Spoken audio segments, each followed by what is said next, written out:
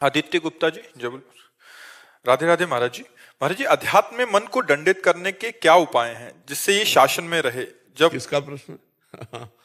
सबसे बड़ा डंडा नाम है भैया, चला के देख लो। अगर मन जो है वो तुम्हारे कब्जे में ना हो जाए तो बताना, हर समय नाम। और तो सब केवल खिलवाड़ मात्र है मन के लिए। जैसे अब हम 10 दिन अन्न नहीं पाते, ठीक है, 10 दिन ना पाइयो, 11वें 12वें दिन जिस दिन पाओगे उस दिन वो बलवान होके आपको विषय में गिरा देगा।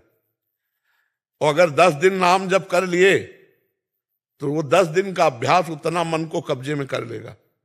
नाम से बढ़कर कोई डंडा नहीं। इसीलिए और सब कार्यों में मन लग जाएगा लेकिन नाम जपने में नहीं लगेगा। आप देख लीजिए, और अगर नाम जप में लग गया तो श्वासा श्वासा नाम जपे दुविधा रहा न कोई। निश्चित भगवत प्राप्ति हो जाएगी, निश्चित मन अधीन हो जाएगा। हम सब शास्त्रों की सार बात कहते हैं और संतों की सब जो बातें सुनी है और अपने जीवन को मिला के कहते हैं, नाम जप ही सर्वश्रेष्ठ साधन है जिससे मन को वश में किया जा सकता है, मन को निर्विकार किया जा सकता है, मन को मारा जा सकता है। नाम जापक मन मार्या तन बस में कीना, हुआ भरम सब दूर। बाहर से कछु दिखत नाही, अंदर चमके नूर। आपो त्याग जगत में बैठे नहीं किसी से काम, उनमें तो कछु अंतर नाही, संत कहो चाहे राम। राम राम जपते हुए वो राममय हो गया, कृष्ण कृष्ण जपते हुए कृष्णमय मन हो गया। देख लो, जो राम नहीं कह पाते थे, मरा मरा कहते थे, वो ब्रह्म ऋषि हो गए। इसलिए हम कहते हैं नाम। देखो, नाम जप करते, इसमें पैसा नहीं लगता। इसमें यह नहीं कि आप सुबह 3 बजे उठ के नहाओ, नहीं, जैसे भी हो आप, अपवित्र पवित्र हुआ सर्वावस्थांग तो पिवा या स्मरेत पुंडरी काक्षम सवायाभ्यंतरा शुचि। वो बाह्य और अभ्यंतर से पवित्र हो जाता है। खूब नाम जप करो। हाँ, सत्यम सत्यम पुनः सत्यम हरिर नामैव केवलम, हरिर नामैव हरिर नामैव हरिर नामैव केवलम, कलौ नास्तेव नास्तेव नास्तेव गति अन्यथा। शास्त्र कह रहे कलयुग में कोई अन्य गति नहीं, अन्य गति नहीं, अन्य गति नहीं, केवल भगवान का नाम, केवल नाम, केवल नाम। महाराज जी, इससे मन दंडित हो जाएगा? मरे भागेगा, पाप कर्म से भागने लगेगा। जैसे अभी भाग के पाप कर्म में जाता है, ऐसे जलेगा। और जैसे सोना जलाया जाता है तो उसकी मलिनता नष्ट होती है, ऐसे मन जब जलता है तो निर्मल हो जाता है। निर्मल मन में ही भगवान का साक्षात्कार होता है।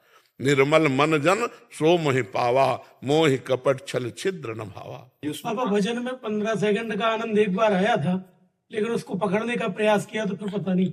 अभी भजन का आनंद भैया नहीं आया, वो सेकंडों में नहीं आता। छिनई घटे छिन बढ़े, सो तो प्रेम न होए, अघट प्रेम पिंजर बसे, प्रीति कहावे सोए। भगवदानंद एक बार आएगा फिर कभी जाएगा नहीं, वो बढ़ता चला जाएगा। अभी आपको शायद इस बात का ज्ञान ना हो कि आपके अंदर एक आनंद कोश है।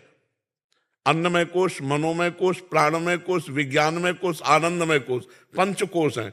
जब कभी कुछ आनंद आता है तो उस कोश से आता है, और जो उस कोश का बाधक भाव समझकर आगे बढ़ जाए तब वो आनंद सिंधु का आनंद आएगा।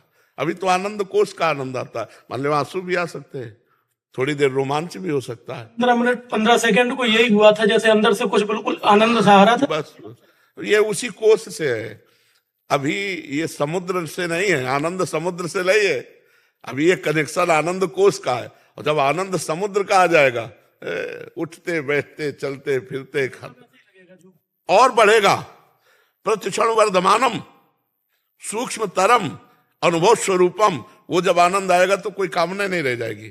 जैसे केवट को मिला वो आनंद, तो क्या कह रहा है? अब कछुनाथ न चाहिए मोरे, दीन दयाल अनुग्रह तोरे। कैसी स्थिति है? आनंद में उमग रहा है, प्रभु कुछ नहीं चाहिए। साक्षात भगवान है और भगवान प्रभु कुछ नहीं चाहिए। वो आनंद है जिसमें सब चाह मिट जाए। जा ही न चाही कबहु कछु, तुम सन साध सने। जिसमें सब चाह मिट जाए, वो आनंद ऐसा। अरे गोपीजन बता रहे उद्धव से कि उद्धव, कान भय प्राण में, प्राण भय कान में, ही में न जान परे, कान है कि प्राण है। हृदय में हमारे लगता है कि प्राण श्री कृष्ण हो गए, श्री कृष्ण हमारे प्राण हो गए। उद्धव पता नहीं चलता हृदय में प्राण है या श्री कृष्ण है, क्योंकि कान भय प्राण में, प्राण भय कान में, ही में न जान परे कान है। साक्षात आनंद समुद्र भगवान मन बन गए, बुद्धि बन गए, चित्त बन गए, हृदय बन गए, प्राण बन गए। उसके आनंद की महिमा, यही तो भक्ति का रंग है। भगवदाकार वृत्ति का मतलब संपूर्ण हृदय भगवान में। वहां कोई चाह, विनिवृत्त कामा, सारी कामनाओं की निवृत्ति हो जाती है। भगवान एक ऐसे जिनके पाने के बाद सारी कामनाएं नष्ट हो जाती है, और कुछ भी मिलेगा तो कामना जागृत हो जाएगी। एकमात्र भगवान है जिनसे सारी कामनाओं की निवृत्ति हो जाती है।